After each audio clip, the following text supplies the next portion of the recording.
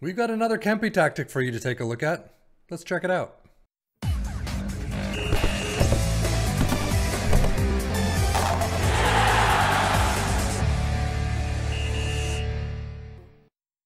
Showing up on the tactic, it's called the positive 433 DM wide custom fluid counterattack. However, on the page I got this from, it is called the Underdog Positional Play 433. We'll see what actually happens with it in just a minute with our three teams of Liverpool, Aston Villa, and Ipswitch Town in the championship. However, as you can see, we start out with the tactic itself. It is a sweeper keeper in defend, wing backs on the left and right, ball playing defenders down the center, next to a central defender in defend, a deep lying playmaker in defend, ball winning midfielder, winger on the left, inside forward on the right, advanced playmaker in the central spot, and then up front is a poacher in attack. So I would probably gear this towards specific players at least. No individual instructions, though, as we saw a cautious mentality. And if you take a look at the individual team instructions, you can see there's quite a bit there. Nothing that we haven't seen before. Mid-block line of engagement, lower defensive line. I would probably use this more for a smaller team, lower on the table. Kempi used West Ham as a holiday team and tested out with them, had a 61 win percent, so it was an okay tactic for them as well. It seemed to do fairly well and probably got them pretty high up in the table. 23 wins, 8 draws, and 7 losses. How did it do for our Premier League teams at least? Well, you can see Liverpool in 4th. It's 73 points, 21, 10, and 7, 54 goals for. Not a fantastic tally there whatsoever. Aston Villa all the way in 12th though, 11, 11, and 16 with 44 points, only 34 goals. EFL Cup for Liverpool on the top half of your screen. Unfortunately, losing out to Manchester United 0-1 in the quarterfinals. FA Cup going to the quarterfinals as well, 0-2 loss against Tottenham. Europa League going all the way to the final against Sporting and losing out 0-1. That one hurts. No blemish at all except for one Bayer Leverkusen draw. But the entire time, a fantastic run. You get overall 1, 4, 5, 6 goals against, and that is it.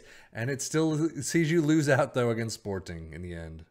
Squad-wise, looking fantastic as always, even if they came in 4th. 22 goals for Mohamed Salah. Nunez with 20. 10 all the way down to Szoboszlai, though. Not really a lot of depth there. Assists 12 for Salah. Soba with 11. Again, not a lot of high numbers there either. Average rating 7/10s for a couple of players. Mohamed Salah, Connor Bradley, and Kelleher. Interesting choices. And two of them didn't play very much at all. But Salah with 53 plus 1 appearances. That is a full season. Well, Aston Villa did a lot worse in the EFL Cup, losing in the 3rd round 0-2 against Chelsea. Better, however, in the FA Cup, getting to the semis. 0-1 against Arsenal is where they lose out, though. And unfortunately didn't even make it to the group stage of the Europa Conference League, losing out to Rosenborg. Wow, 2-1 away from home they win. However, at home they lose 1-3 and they're done. I'm not expecting much for this squad, however. Goals-wise, 11 for Ollie Watkins, and that's it. 7 for Tielemans.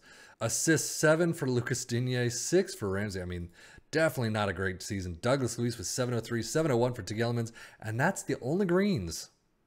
Data hub for Liverpool, definitely not on the side that we want to see attacking-wise. I mean, they still got some strong numbers. However, normally you see the goals, the non-expected penalty goals, the shots per game, all on the high side. Here, it's really on the Premier League average side. Shaky defensively, conceded per game, XGA per game, wow. And actually, if we look at Aston Villa, about the same, just a lot less. It does say good defensively there for them, so I guess it's a little bit better than Liverpool. Now, Premier League stats, I am not expecting anything at all. I mean, fewer shots against, they're up there, but still, you got a couple of individual appearances here and there, but overall, not the greatest of seasons for either team, even though Liverpool came in 4th. And if we look at the player overviews, most goals, Erling Haaland, of course. No one else in there, really. Nobody else in our list. I mean, again, they didn't really have a strong outing. Yuri Tielemans with the most player in the match awards at 5, and that's just average. But Salah Diaby with most dribbles made, so you've got some people in there, and that really just looks like it's it. Wow. Ipswitch Town, unfortunately in the championship, find themselves in 9th. They're going to stay another season there. 19, 13, and 14. Only 61 goals for, 70 points total. I mean, around where they're supposed to be, at least. EFL Cup out the 2nd round, 0-1 against Wolves. FA Cup out immediately in the 3rd round, 0-5 against Nottingham Forest. Wow. Squad-wise, 12 goals for Hurst and Chaplin. Assists-wise, you got 11 for Harness, 7 with Chaplin and Broadhead. Average rating, nobody in the green. 697 is the highest with harness. That is a tough season. I mean, still, 6.9 is not bad. 6.8s, you got a bunch of those, but overall, yeah, you'd still want some players who performed a little bit better than this.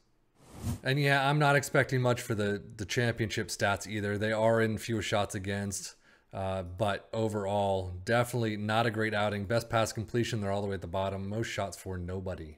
And if we look at the player overviews, I'm not expecting much here either. You do have Marcus Harness in the most assists, but that's, 11, so that's kind of on the average side. Most player of the match awards, Harness was a 7, higher side of average. Usually average is about 5, 6 to 7, but Brandon Williams with most tackles, 1. So overall, not great for Ipswich Town though. And overall to the tactic itself, I wouldn't say it did very much, unfortunately.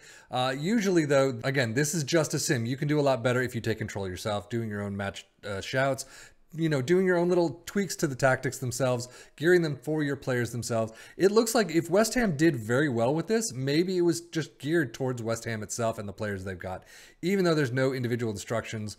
But, it did well for them. It didn't do well for us. It also could just be things happen from save to save. West Ham can be tops of the league one day, and then the next save, it can be all the way at the bottom. So who knows? But that is it for me, Sefi and FM, for the Football Manager blog channel, saying thank you as always for watching. Take care and enjoy.